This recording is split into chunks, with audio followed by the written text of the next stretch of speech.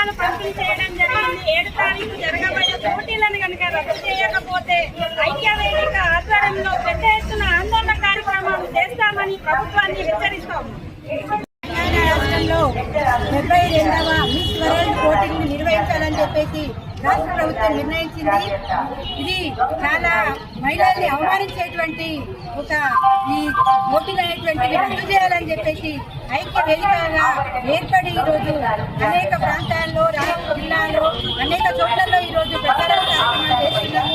అసలు మహిళలని కించపరిచేటువంటి అవమానించేటువంటి ఈ miss world పోటీలు అనేటువంటివి మహిళల యొక్క ఔన్నత్యాన్ని దెబ్బతీసేటువంటివి. కాబట్టి రద్దు చేయాలని చెప్పేసి మేము ప్రచారం పత్రాలతో ప్రచారం చేస్తూ అన్ని చోట్లలో తిరుగుతూ ప్రచారం చేస్తూ దీన్ని రద్దు చేయాలని చెప్పి తెలియజేస్తున్నాం.